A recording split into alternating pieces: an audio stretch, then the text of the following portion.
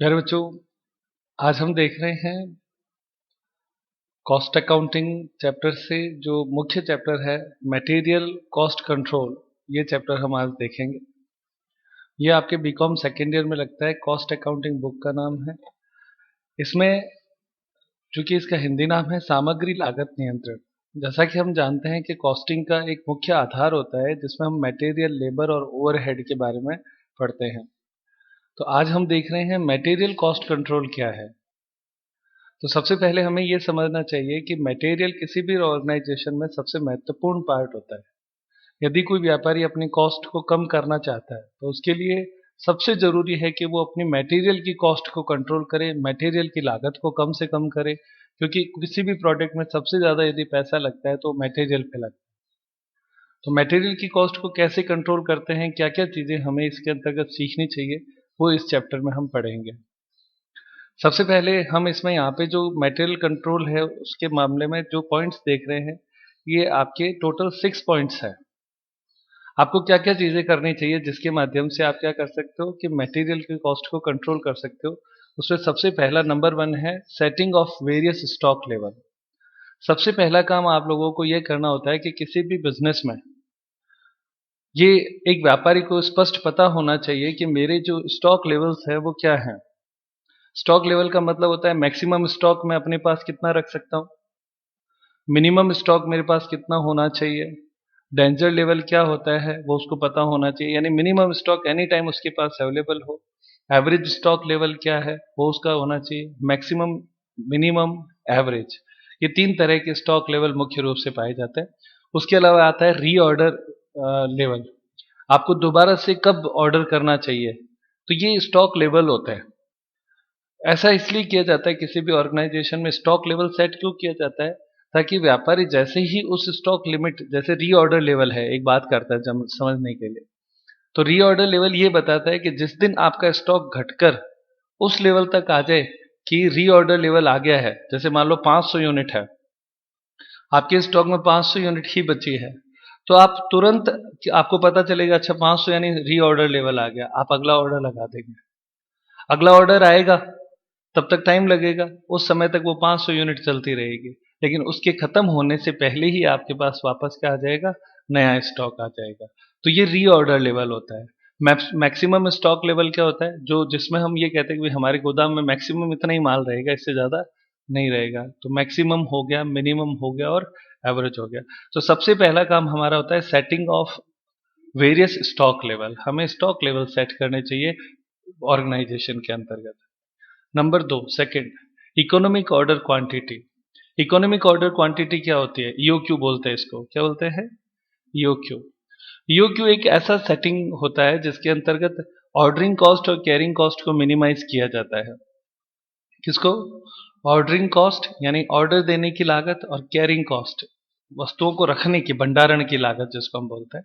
तो उस कॉस्ट को मिनिमम करते हुए हमें कितना ऑर्डर देना चाहिए। ईओक्यू का बहुत बेसिक नाम है आर्थिक आदेश मात्रा। इसका मतलब है कि आप अपने ऑर्गेनाइजेशन में कितना ऑर्डर एक बार में करोगे। जैसे आपके स्टॉक कम हो गया तो आप एक बार में कितनी यूनिट मंगाओगे। जैसे आप कहते हो सर हम 5000 यूनिट मंगाएंगे, तो ये आपका ईओक्यू हो गया।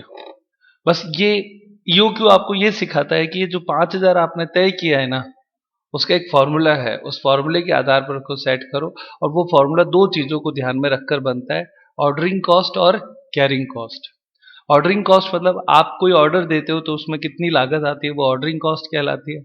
और कैरिंग कॉस्ट का मतलब होता है जब ऑर्डर देने के बाद माल आपके पास आ गया तो उसको गोदाम में रखना है, तो गोदाम में रखने पर उसके क्या खर्च आएगा। ऑब्वियस है, गोदाम में रहेगा तो उस पर भी खर्च आता है ना, रखने का, संभालने का, उसके लिए स्थान रखने का, किराए पर, मान लो आपने कोई बिल्डिंग किराए पर लेकर रखी है जिसको गोदाम बना रखा है तो उसका किराए का, ये कैरिंग कॉस्ट में आपके आते हैं। तो ईओक्यू आपको ये कहता है कि आपको कितना ऑर्डर देना चाहिए, वो ये ईओक्यू बताता है। फिर आता है एबीसी एनालिसिस। एबीसी एनालिसिस का मतलब आप अपने मटेरियल को 3 कैटेगरी में बांट देते हो, ए, बी और सी, ठीक है, और उसके हिसाब से उनका मैनेजमेंट करते हो। इसको हम अभी आगे देखेंगे तो पॉइंट टू पॉइंट आ जाएगा। फिर उसके बाद में वेड एनालिसिस, FSND एनालिसिस और JIT just in time approach, ये चारों पॉइंट हम अभी आगे देखेंगे, तो इसको अभी मैं यहाँ से स्किप करता हूँ। अब मैं हम पहले वापस फर्स्ट पॉइंट को लेता हूँ, तो वो आप यहाँ पे देखें।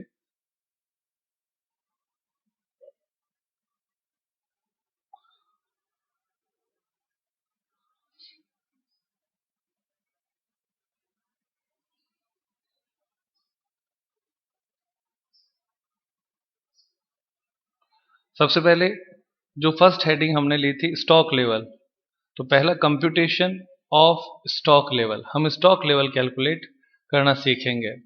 तो उसमें आपके कौन कौन से स्टॉक लेवल आते हैं वो अपने देखेंगे। सबसे पहला पॉइंट आप देखें,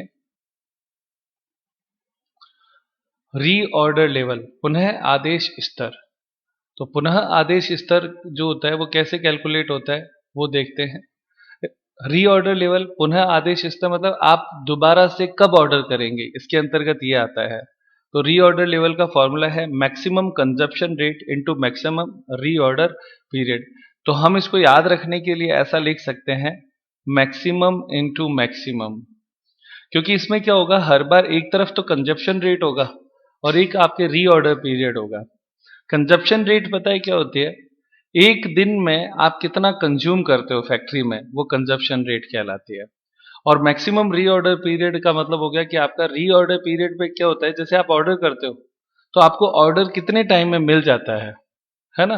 तो रीऑर्डर पीरियड क्या होता है, जैसे प्रश्न में अपने को दिया हुआ होगा कि भाई 6 से लेके 10 दिन के बीच में आपको माल मिल जाता है, तो 6 मिनिमम हो गया रीऑर्डर पीरियड और 10 क्या हो गया, मैक्सिमम हो गया। तो यहाँ पे फॉर्मूला बनेगा मैक्सिमम इंटू मैक्सिमम, यानी मैक्सिमम कंजप्शन रेट क्या है और मैक्सिमम रीऑर्डर पीरियड क्या है, इन दोनों की अपने को गुणा करनी होती है।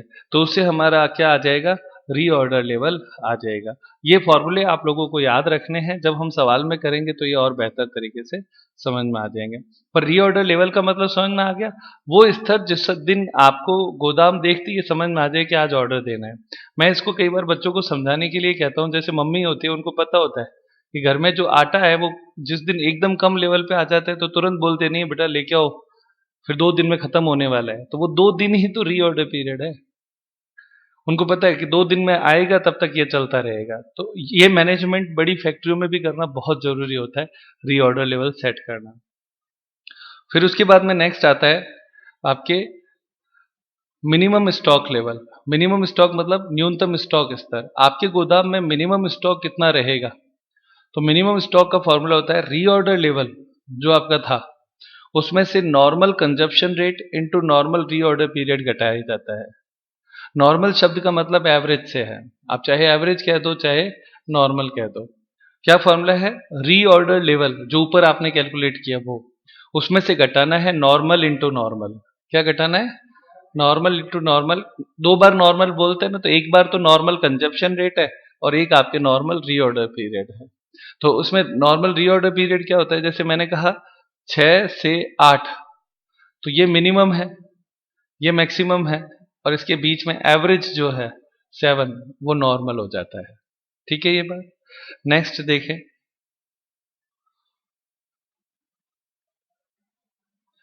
Maximum stock level. Maximum stock level मतलब अधिकतम आपके गोदाम में कितना स्टॉक रहेगा, ये लेवल होता है मैक्सिमम लेवल। तो reorder level plus reorder quantity, ये जो रीऑर्डर क्वांटिटी है ना इसका नाम ईओक्यू होता है, आप भी लिख लें इसमें।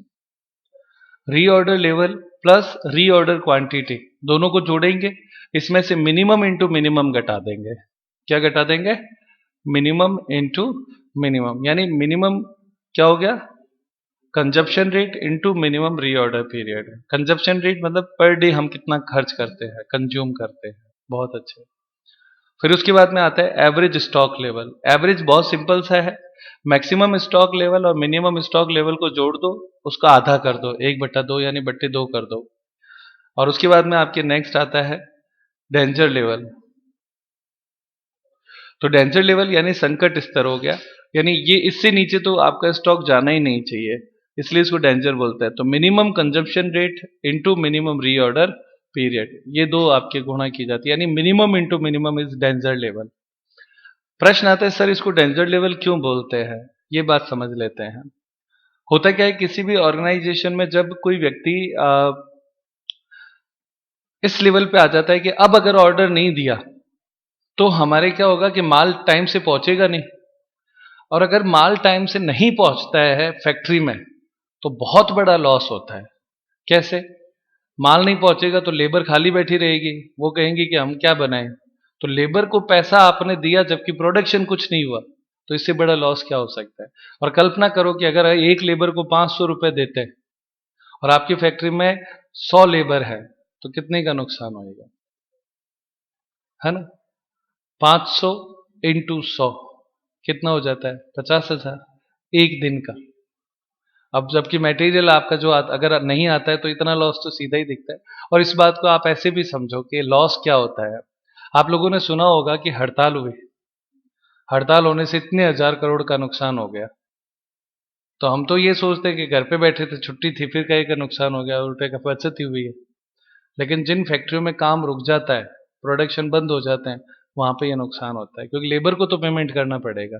यही वो नुकसान है जो दिखाई नहीं देता है पर होता है ना। नेक्स्ट, इसलिए डेंजर लेवल। अब इसके बाद में हम नोट में यहाँ पे लिखा है if safety stock is given. अपने प्रश्न में ये सेम सवाल होगा लेकिन उसमें सेफ्टी स्टॉक दिया हुआ होगा। सेफ्टी स्टॉक का मतलब होता है वो स्टॉक जो आपको अपने पास एनी टाइम रखना ही चाहिए, उसको सेफ्टी स्टॉक बोलते हैं। समझ में आ गया होगा सेफ्टी स्टॉक क्या है। तो सेफ्टी स्टॉक यदि प्रश्न में दे रखा हो तो ये फॉर्मूले वापस कैलकुलेट करने का तरीका है। सबसे पहले रीऑर्डर लेवल। तो रीऑर्डर लेवल में lead time into lead time, मतलब जितने समय में आपके पास माल आ जाएगा। यहाँ पे रीऑर्डर पीरियड नहीं बोल के उसको लीड टाइम बोल देते हैं। लीड टाइम का मतलब क्या होता है, वो समय जिसमें आपके पास ऑर्डर देने के बाद माल आ जाएगा। जैसे 3 डेज लिखा हुआ है, इसका मतलब ऑर्डर देते हो तो 3 दिन में आपके पास गोदाम में माल आ जाएगा, तो वो lead time. Into consumption rate, CR मतलब क्या है, कंजम्पशन रेट, प्लस एसएस यानी सेफ्टी स्टॉक। तो इससे रीऑर्डर लेवल आएगा। अब ये जितने भी फॉर्मूले होंगे ना उसमें एसएस का उपयोग किया जाएगा, सेफ्टी स्टॉक का। उसके बाद में आपका दिया हुआ है मिनिमम स्टॉक लेवल। तो मिनिमम स्टॉक लेवल में आपके consumption rate into safety days होएगा। ठीक है, तो consumption rate into safety days सीधा सीधा हो जाएगा। आप चाहे कंजप्शन रेट कह दो चाहे यूआर यानी यूजेज रेट कह दो, एक ही बात है। कंज्यूम करना और यूज करना एक ही बात होती है ना, इसलिए तो सेकंड फॉर्मूला भी याद हो गया। ये जितने भी फॉर्मूले मैं आप लोगों को बता रहा हूँ सारे याद होने चाहिए। जितना जल्दी आप लोगों को ये याद होंगे उतना आप उसमें परफेक्ट होते जाएंगे। फिर आपके नेक्स्ट आता है maximum stock level. Maximum stock level का फॉर्मूला है ईओक्यू। ईओक्यू आपको पता है, इकोनॉमिक ऑर्डर क्वांटिटी, यानी आप एक बार में कितना ऑर्डर देंगे, प्लस सेफ्टी स्टॉक एसएस। ये दो चीजें जोड़ते हैं तो मैक्सिमम स्टॉक लेवल आता है। फिर उसके बाद में danger level, minimum consumption rate into minimum reorder period, ये वही है, सेम है, कोई चेंज नहीं है। और average stock level, minimum maximum जोड़ो, दो का भाग दे दो तो ये आपकी स्टॉक लेवल आ जाएगी। तो बच्चों हमारे एग्जाम में एक तरीके का सवाल तो ये बनता है स्टॉक लेवल वाला, पूरा एक क्वेश्चन बनता है इस पे, स्टॉक लेवल कैसे कैलकुलेट किया जाता है। तो स्टॉक लेवल में 5 फॉर्मूले हो गए आपके, reorder level, maximum level, minimum level, average level, danger level, ये 5 हो गए। और एक ईओक्यू और होता है छठा, इकोनॉमिक ऑर्डर क्वांटिटी, ईओक्यू। ये 6 फॉर्मूले आपको कैलकुलेट करने होते हैं। इसके दो तरीके हो गए, एक जब सेफ्टी स्टॉक दिया हुआ हो तब, और एक सेफ्टी स्टॉक नहीं देके रीऑर्डर पीरियड और ये जो टाइम ये दे रखे हो तो वो हमारे कोई दिक्कत नहीं, हमें जब फॉर्मूले याद होंगे ना तो जो सूचना होगी उसके अनुसार फॉर्मूला लगा देंगे। ठीक है प्यारे बच्चों, और ये जितने भी फॉर्मूले वो आपको अच्छे से याद करने हैं, ये इसमें विशेष रूप से ध्यान रखना है। अब नेक्स्ट आगे देखते हैं। अगला फॉर्मूला हमने लिखा है कंजप्शन रेट। कंजप्शन रेट जैसा कि मैंने कहा उपभोग दर होती है जिसको हम यूजेज रेट भी बोलते हैं। तो उसका फॉर्मूला होता है टोटल कंजप्शन, पूरे साल में आपका कितना कंजप्शन है। जैसे मान लो 5,000 यूनिट है, ठीक है ना, और प्रोडक्शन आपकी कितना होता है 360 दिनों का, तो डिवाइड बाई 360 डेज कर देते हैं, तो वो कंजप्शन पर डे आ जाएगा। आ रही है बस, पर डे कितना कंज्यूम होता है वो आ जाएगा। तो ये सीधी सीधी गणित है, एक दिन में कितना लगता है वो निकालना है। नेक्स्ट देखिए, अब अगला अपना फॉर्मूला आता है ईओक्यू। तो ईओक्यू हमने कहा था कि फॉर्मूला हमने लिखा है, इसका फॉर्मूला बेसिक फॉर्मूला याद रख सकते हैं, 2RO/C। मैंने आपसे कहा ये ऑर्डरिंग कॉस्ट और कैरिंग कॉस्ट से बनता है।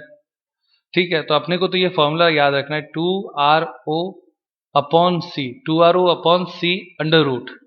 ये फॉर्मूला लगाते ही EOQ कैलकुलेट हो जाएगा। तो ये आपकी चीज है। R4 रिक्वायरमेंट है, यानी पूरे साल में आपके कितना कंज्यूम होता है वो लिखना है। R हो गया, 2 आगे लगा ही रहेगा। O for ordering cost, C for carrying cost. ठीक है, नेक्स्ट EOQ के बाद में नेक्स्ट फॉर्मूला आपका आता है ABC एनालिसिस। तो ABC एनालिसिस क्या होता है वो हमने ऊपर छोड़ा था, मैंने कहा आगे आएगा तब देखेंगे। तो ABC एनालिसिस में आपको क्या करना है, जो हमारा जो गोदाम में माल होता है ना, उसको हम 3 कैटेगरी में बांट देते हैं। A वर्ग जो सबसे महंगी वस्तु है या कीमती सामग्री है। B वर्ग यानी अपेक्षाकृत कम महत्वपूर्ण है और कम कीमती है। और सी वर्ग सबसे कम महत्वपूर्ण और सबसे कम कीमती। अब इस बात को मैं बहुत बड़े एग्जाम्पल से नहीं, सिंपल से एग्जाम्पल से समझा सकता हूँ आप लोगों को। मम्मी की जो किचन होता है, तो किचन में आपके आटा जो होता है वो आपके सी कैटेगरी की तरह हो गया, सबसे कम महत्वपूर्ण हो गया और कम कीमती हो गया। वहीं बादाम है, केसर है, किशमिश है, उसको वो कैसे रखती है, आटे की तरह खुला छोड़ देती है? कभी नहीं छोड़ती, बच्चे खा जाएंगे उसको, है ना। तो बचा के रखती है। तो जितनी महंगी चीज है उसको उतना प्रोटेक्शन दे दिया जाता है, जितनी सस्ती चीज है उसको उस हिसाब से। इसका बेसिक कंसेप्ट पता है बच्चों क्या है, कि चूंकि मटेरियल बहुत सारे हैं, पर हम उन बातों पे ज्यादा फोकस करें जो ज्यादा महंगे हैं, ज्यादा कीमती हैं, जिन पे ज्यादा कॉस्ट आती है, उनको हम संभाल के रखें ज्यादा, क्योंकि उनका नुकसान होना बर्दाश्त नहीं हो सकता, महंगा पड़ता है। जो कम महत्वपूर्ण है, कम कीमती है, उसको हम थोड़ा रिलैक्स हो सकते हैं, उनको स्टोरेज में भी ज़्यादा दिक्कत नहीं आती। तो ये हर व्यापारी को पता होना चाहिए कि उसके पास 3 कैटेगरी में वो डिवाइड स्टॉक को कर ले। ये ABC एनालिसिस स्टॉक के लिए ही है कि स्टॉक को कैसे रखना है। ठीक है, नेक्स्ट देखिए वेड। वेड एनालिसिस में V फॉर वाइटल है, यानी अति आवश्यक या अत्यावश्यक। ई फॉर एसेंशियल है, जो मूलभूत है। और डी फॉर डिजायरेबल है, यानी वांछनीय है।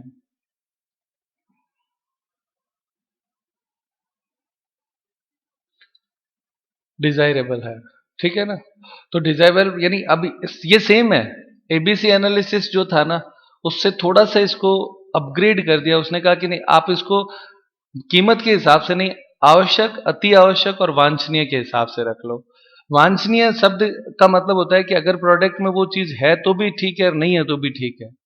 यानी अगर हम खीर बनाएं, उसमें केसर डालें या नहीं डालें, उससे ज्यादा फर्क नहीं पड़ेगा। लेकिन चावल नहीं होंगे तो दिक्कत होगा, दूध नहीं होगा तो दिक्कत होएगा। तो मेन पार्ट हो गया। इसलिए वो कहता है कि आप इसको अति आवश्यक, मूलभूत और वांछनीय इस कैटेगरी में बांटो। कि ऐसे कैसे कौन कौन से मटेरियल है जो बहुत जरूरी है, और ऐसे कौन से मटेरियल है जो डाले तो ठीक, प्रोडक्शन में नहीं डाले तो भी काम चल सकता है, तो उस कैटेगरी में। तो ये ABC एनालिसिस की तरह ही वाइटल, एसेंशियल और डिजायरेबल में डिवाइड कर देता है।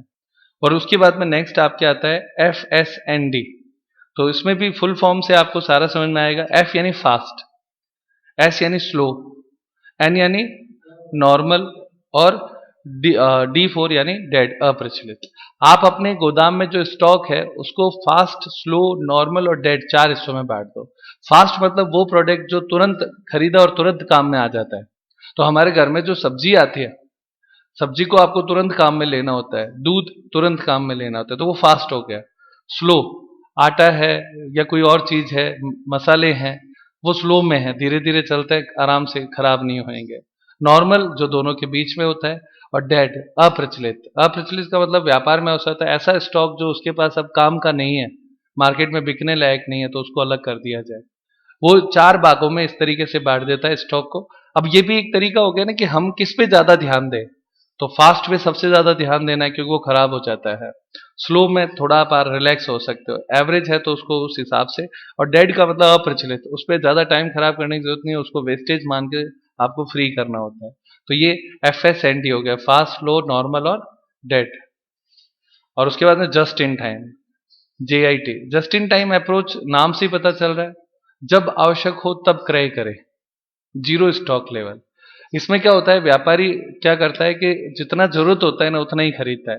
तो इसको आप ऐसे समझे, जो चाय की दुकान लगाते हैं उनसे आप इसको समझ सकते हो। वो क्या करते हैं कि सुबह जितना दुकान खोलते हैं ना, तब वो चाय पत्ती, चीनी और दूध लेके आते हैं, शाम को सारा फ्री करके खत्म कर देते हैं, कोई स्टॉक नहीं बचता, दूध सारा खत्म, अगले दिन वापस ले आते हैं।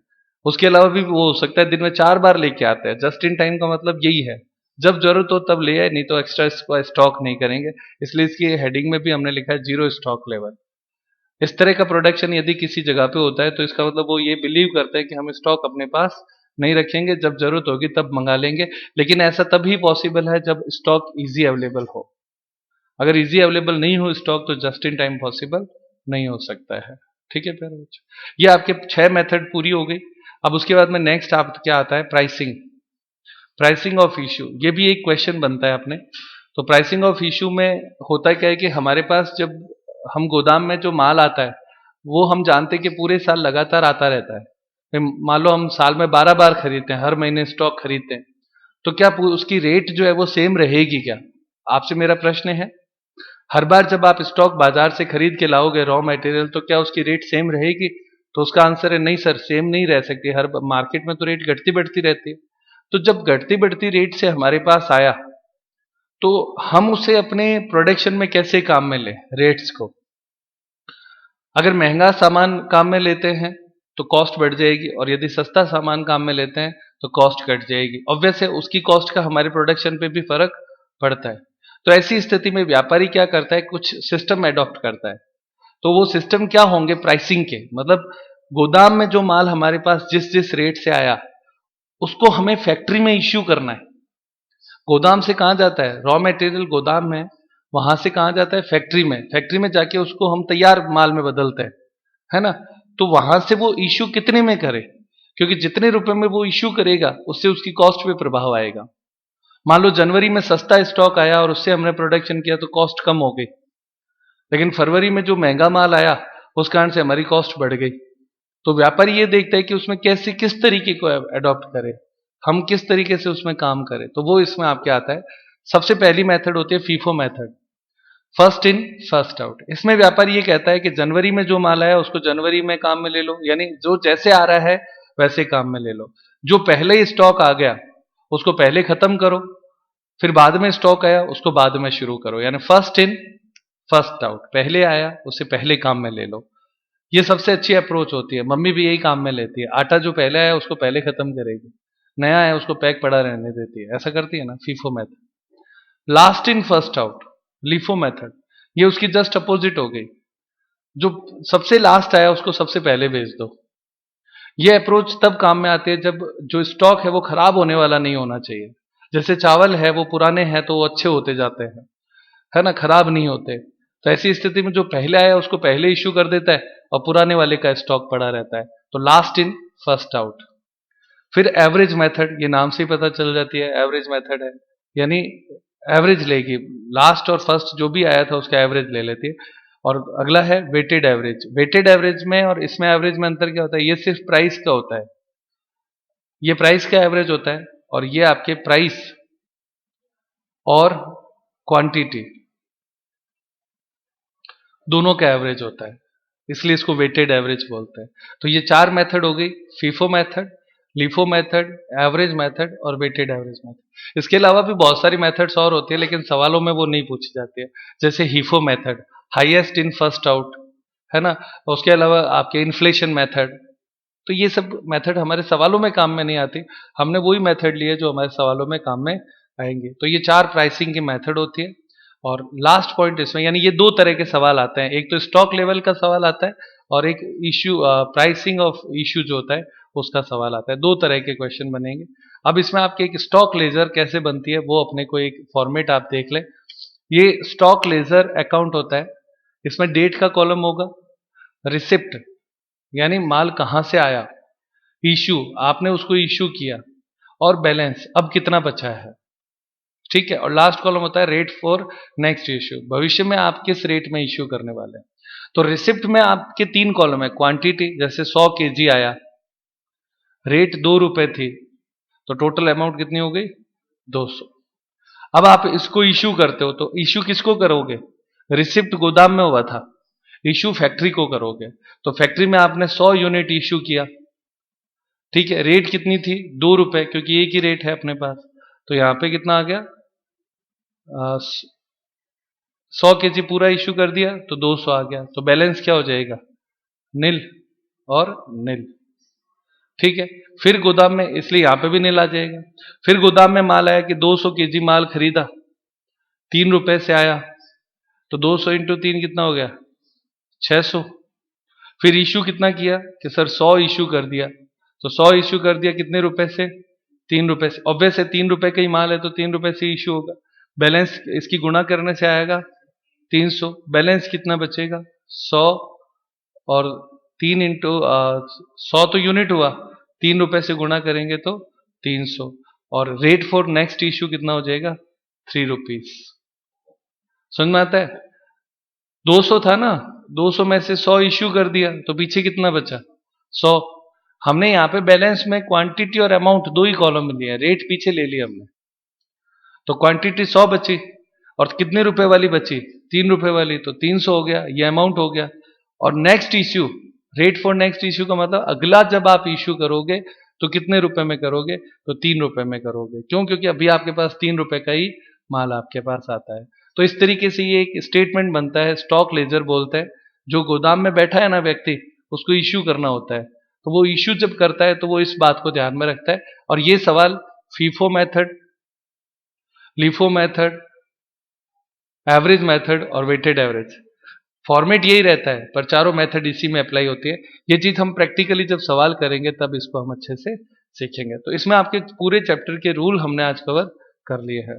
ठीक है प्यारे बच्चों, समाप्त करते हैं आज के क्लास यहीं पे। एक बार आप रूल्स को जरूर याद करें, फॉर्मूले याद करें।